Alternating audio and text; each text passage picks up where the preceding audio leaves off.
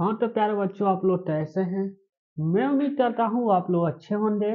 मैं राजू अपने channel only study material पर आप लोग का स्वागत करता हूँ। आज हम लोग क्लास 10 का मैथ प्रश्नावली 1.1 पढ़ेंगे, क्योंकि इसके पिछले वीडियो में हम लोग 3 दिन बेसिक मैथ पढ़े हैं, जिसमें सभी संख्याओं के बारे में पढ़ चुके हैं। तो आइए हम लोग अपना प्रश्नावली 1.1 शुरू करते हैं। और प्रश्नावली 1.1 का पहला सवाल है कि निम्नलिखित संख्याओं को अभाज्य गुणनखंड के गुणनफल के रूप में व्यक्त कीजिए। तो हम लोग पहला सवाल, हम लोग इसके पिछले वीडियो में अभाज्य संख्या के बारे में पढ़ चुके हैं कि अभाज्य संख्या क्या होती है। अभाज्य संख्या, तो इस सवाल का कहने का अर्थ है ना कि एक ऐसी संख्या के गुणनफल के रूप में व्यक्त कीजिए जिसको केवल एक और स्वयं से ही विभाजित किया जा सके। तो ऐसी संख्या क्या होती है? अभाज्य संख्याएं होती है। जैसे दो एक अभाज्य संख्या, यदि हम दो में एक से भाग दें तो दो से ही विभाजित, और चाहे दो से ही पूर्णतः विभाजित है। जो संख्या दो है यह केवल एक और दो से ही पूर्णतः विभाजित है। इसी तरह संख्या जो तीन है ना, यह केवल एक और तीन से ही पूर्णतः विभाजित होगी। तो ऐसी संख्या के गुणनफल के रूप में हमें व्यक्त करना है। अभाज्य मतलब वे संख्याएं जो केवल एक और स्वयं से ही विभाजित हो, उसे अभाज्य संख्या कहते हैं। तो अभाज्य संख्या के गुणनफल के रूप में व्यक्त करना है, गुणनखंड के गुणनफल के रूप में हमें तो व्यक्त करना है। तो आइए हम लोग अपना पहला सवाल हल करते हैं। तो जो हम लोग का पहला सवाल है वह 140 है कि 140 तो अभाज्य गुणनफल थे, अभाज्य गुणनखंड के गुणनफल के रूप में व्यक्त करना है। तो सबसे पहले 140 तो अभाज्य गुणनखंड के रूप में तोड़ लेते हैं। 140 में दो से यदि हम भाग देते हैं तो यह दो साते 14, फिर दो से भाग देते हैं तो दो तिहाई 6, दो पाँचे 10। फिर हम पाँच से भाग देते हैं तो पाँच साते 35, तो पाँच एकम और सात एकम 7। तो 140 तो संख्या 140 तो 2 इंटू 5 लिख सकते हैं, या इसी संख्या तो 2 का स्क्वायर इंटू 5 इंटू 7 लिख सकते हैं, जो कि हमारा यही था, यह ना आंसर हो जाएगा।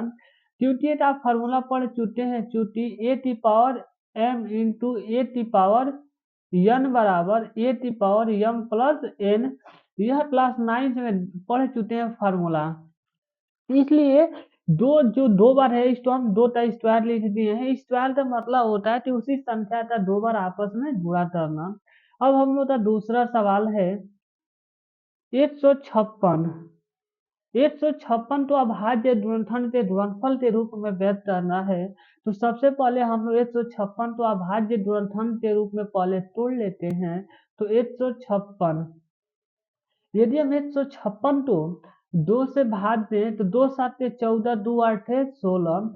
फिर हम दो से भाग दें तो दो तिहाई 6, दो नवा 18। यदि हम इसमें तीन से भाग दें तो तीन एकम तीन, तीन तिली 9, और फिर 13 से भाग देंगे तो 13 एकम 13।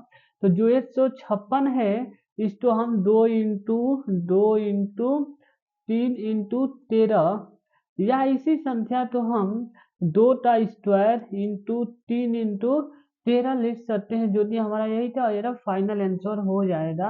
अब हम लोग अपना तीसरा सवाल हल करते हैं। हम लोग का जो तीसरा सवाल है, वह क्या है? 3825 तो अभाज्य गुणनखंड के गुणनफल के रूप में व्यक्त करना है। तो सबसे पहले हम लोग 3825 तो अभाज्य गुणनखंड के रूप में तोड़ लेते हैं।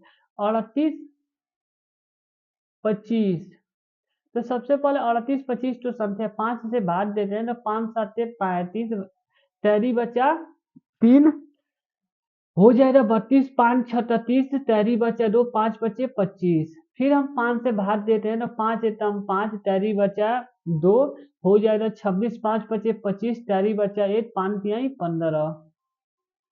फिर इस संख्या को यदि हम 3 से भाग दें तो 3 5 15, 3 एकम 3, 3 से भाग दें 3 एकम 3, 3 सत्ते 21, और यदि हम फिर 17 से भाग दें तो हमें क्या प्राप्त होगा? 1 प्राप्त होगा।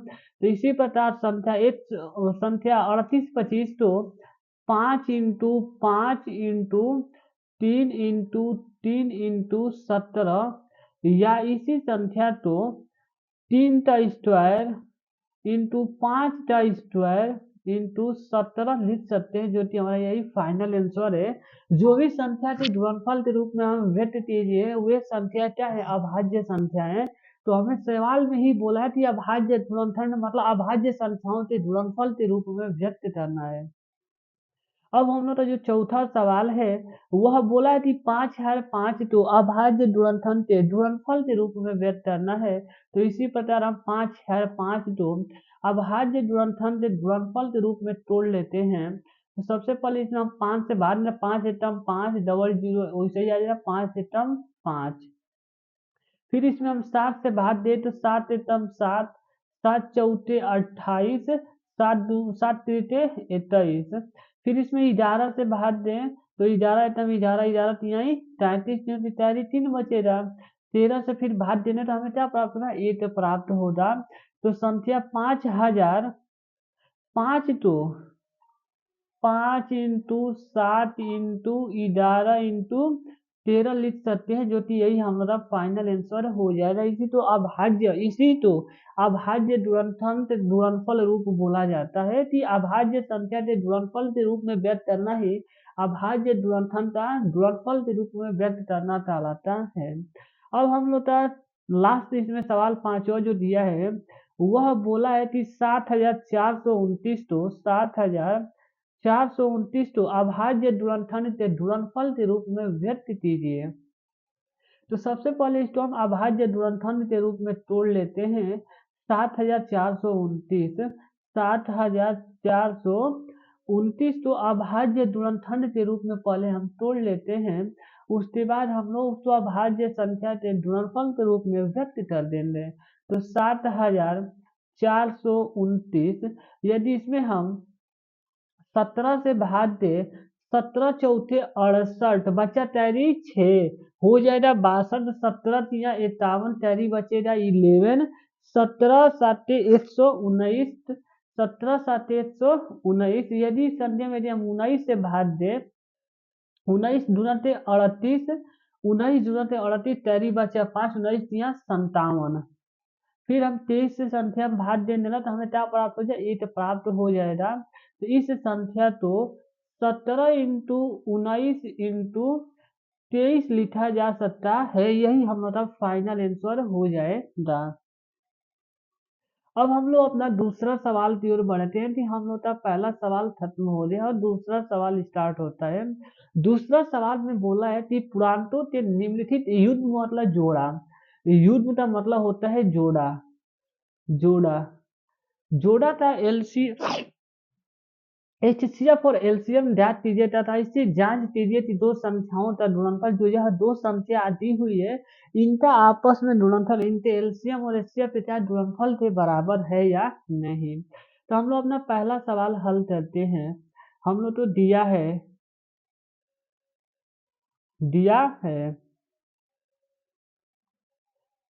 26 और 91, ये क्या है, संख्याएं हैं।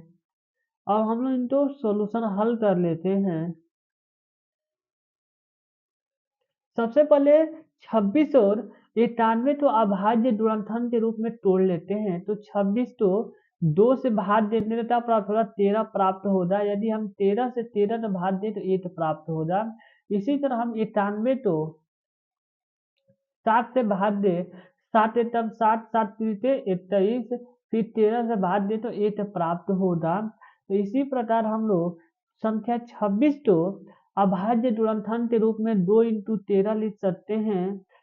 ये संख्या 91 तो 7 इंटू 13 लिख सकते हैं। तो इन दोनों में जो उभयनिष्ठ संख्याएं होती हैं वही एचसीएफ हो जाता है। तो जो हम लोग का चूटी जो एचसीएफ होगा, एचसीएफ जो इन संख्याओं के अभाज्य गुणनफल में उभयनिष्ठ कॉमन होता है वही एचसीएफ हो जाता है। तो इस सवाल का एचसीएफ कितना हो जाएगा, 13।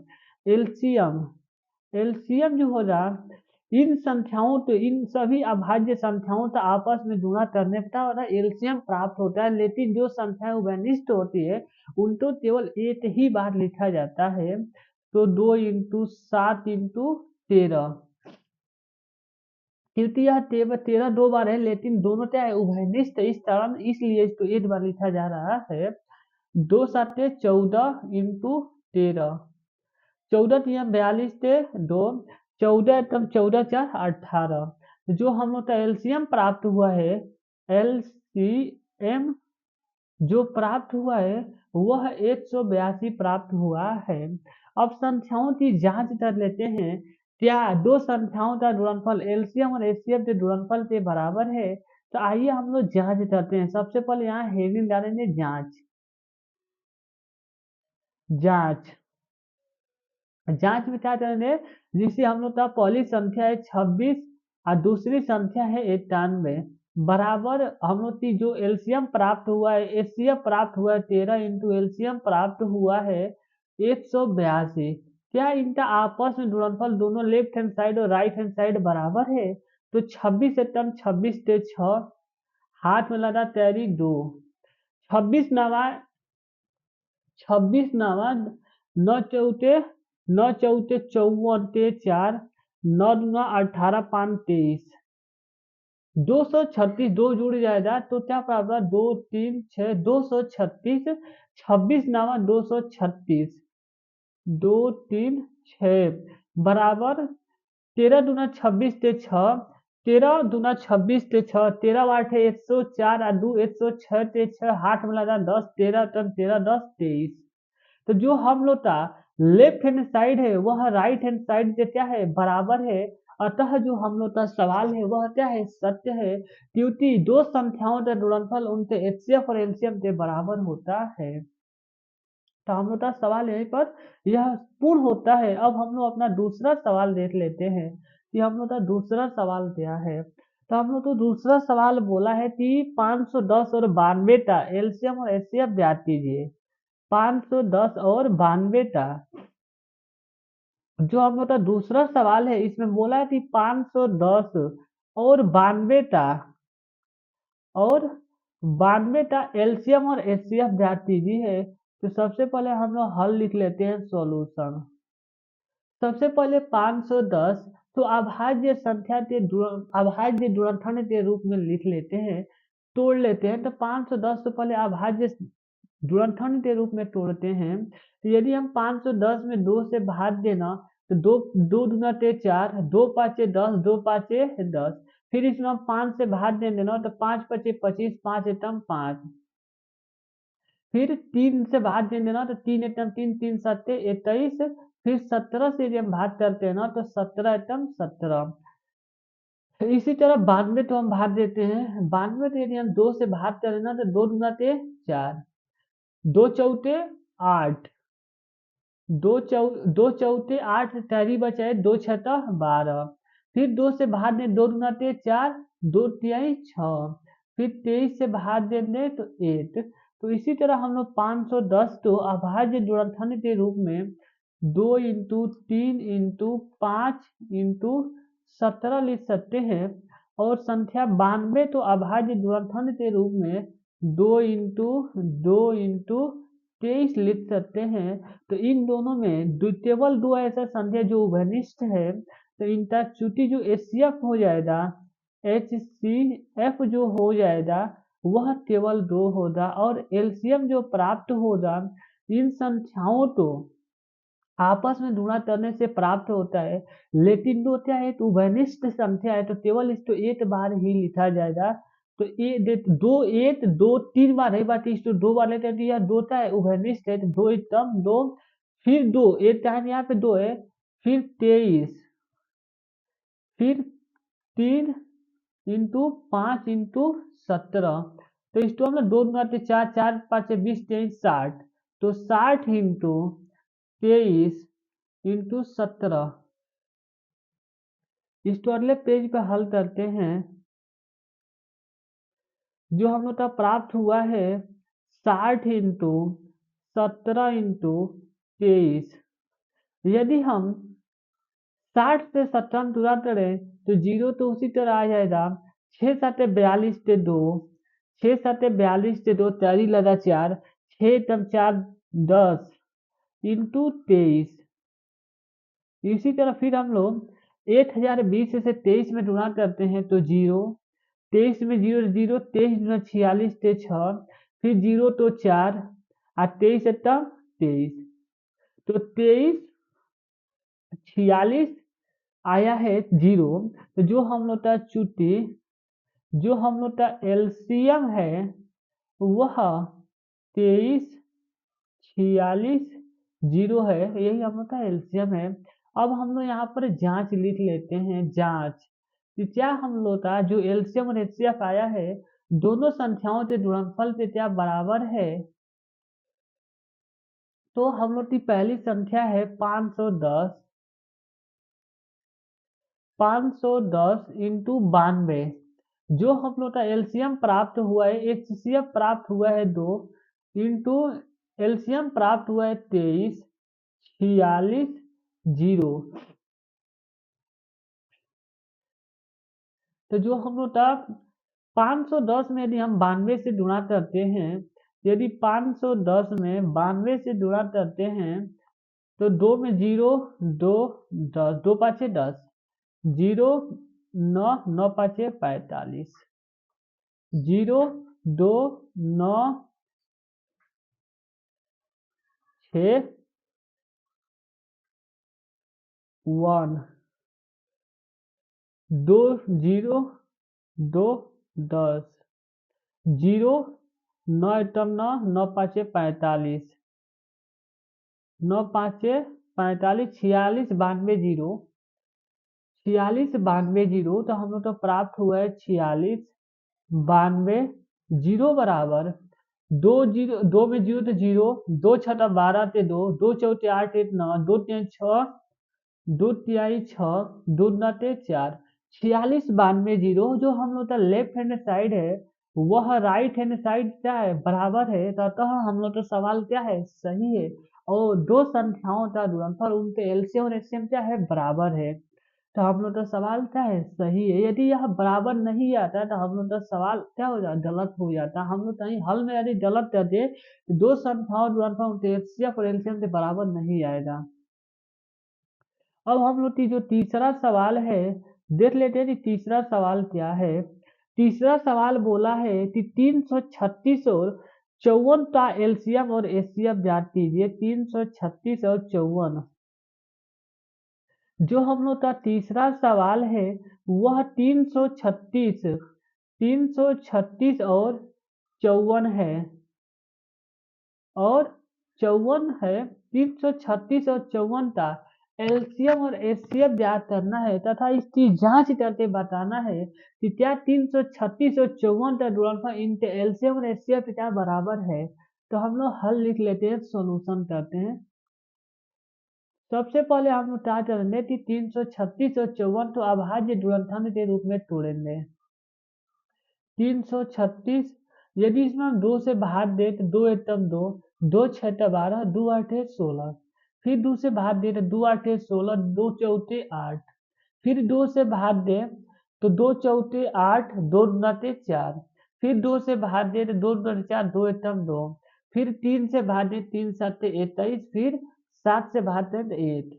इसी तरह हम लोग 54 तो तोड़ते हैं अभाज्य गुणनखंड के रूप में, तो 2 से भाग देंगे तो 2 नते 4, 2 सत्ते 14, 3 से भाग करेंगे तो 3 नवा 27, फिर 3 से भाग देंगे 3 त्रिके 9, फिर 3 से भाग देंगे 1। तो हम लोग 336 संख्या 336 तो 2 into 2 into 2 into 1 2 3 4, 2 into 3 into 7 लिख सकते हैं। इसी तरह संख्या 54 तो 2 इंटू 3 इंटू 3 इंटू 3 लिख सकते हैं। इसमें एक 2 वनिष्ठ संख्या है और एक संख्या 3 है जो वनिष्ठ है। तो जो एचसीएफ, चूंकि जो एचसीएफ प्राप्त होगा, एचसीएफ इन दोनों में जो उभयनिष्ठ कॉमन संख्या होती है वही क्या होती है, एचसीएफ हो जाता है। तो हम लोग का जो एचसीएफ होता है 6 होगा। अब हम लोग एलसीएम निकालते हैं। एलसीएम एलसीएम एलसीएम बराबर हो जाएगा 2 into 2 into 2, 1 2 3 4, 2 into 2 into 3, 1 2 3 into 3 into 7, 2 दुनाते 4, 4 दुनाते 8, 8 दुनाते 16, 16 तिया 48, 16 तिया 48, 3 3 3 9 7 63, 48 इंटू 63, 48 इंटू 63, जो हम लोग का एलसीएम है वह 48 इंटू 63 प्राप्त हो रहा है। यदि हम 48 का 63 में गुणा करते हैं, 63 इंटू 48 करते हैं तो 8 3 24 ते 4, 8 3 24 ते 4, तैयारी लगा 2, 8 8 6 48, 2 50, फिर 4 दिया 12 ते 2, 4 6 24 1 25, तो 4 2 10 ते 0 3, 3024 जो एलसीएम प्राप्त हो रहा है वह 3024 प्राप्त हो रहा है। जो हम लोग का एलसीएम प्राप्त हुआ है वह 3024 प्राप्त हुआ है। अब हम लोग जांच कर लेते हैं कि क्या दो संख्याओं का गुणनफल जांच, क्या जांच करके देख लेते हैं। हम लोग की संख्या थी 336 इंटू 54 बराबर 3024 इंटू एचसीएफ जो था हम लोग का 6 था। अब इन लोग का आपस में गुणा करते हैं 336 इंटू 54, 4 छठे 24 ते 4, 4 तिहाई 12 दो 14 ते 4, 4 तिहाई 12 13, 5 छठे 30 ते 0, 5 तिहाई 15 3 18 ते 8, 5 तिहाई 15 16, 4 4 8 3 11 ते 1, 6 7 1 8 1, 18 144 बराबर 6 चौथे 24 ते 4, 6 नटे 12 दो 14 ते 4, 8 जीरो में यदि हम 6 से 0 नट 0 और जो हमें टैरी था 8 तो 8 आ जाएगा, और 6 3 18, जो हम लोग का लेफ्ट हैंड साइड है वह राइट हैंड साइड के क्या है बराबर है। इसलिए हम लोग का सवाल क्या है सही है, और क्या हम लोग का ये जांच भी सही है कि दो संख्याओं का गुणनफल उल्टे एलसीएम और एचसीएम क्या होता है बराबर होता है। अब हम लोग देखते हैं कुछ मोस्ट इंपोर्टेंट बातें कर लेते हैं। बेसिक पॉइंट, यहाँ पे आप लिख ले बेसिक पॉइंट, बेसिक पॉइंट क्या होता है। यदि किसी संख्या का इकाई अंक, यदि किसी यदि किसी यदि किसी संख्या के इकाई का अंक,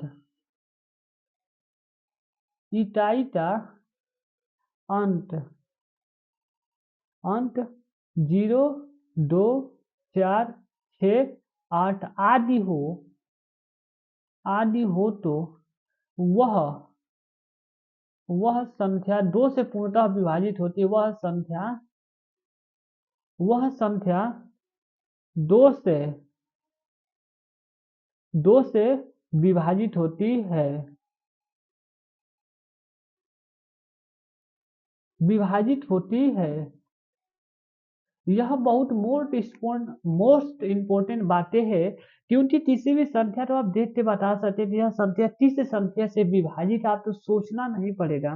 जैसे एग्जाम्पल में आप लेते समय सुनते हैं 2 4 6 8 10 12 14 16 18, इसी तरह अनंत संख्या हो सकती है। 12 तिटाई 2 है, 14 तिटाई 4 है, 16 तिटाई 6 है, 18 तिटाई क्या है 8। इसी तरह आप 20 लेते हैं तिटाई क्या होता है 0 है। तो जिन संख्या के इकाई 0 2 4 6 8 होता है वह संख्या 2 से पूर्णतः विभाजित होती है। अब हम लोग और जो तीसरा रूल इसमें पढ़ेंगे ये थे 3 का रूल। यदि संख्याओं के अंकों का योग यदि यदि संख्या के यदि संख्या के अंकों का योग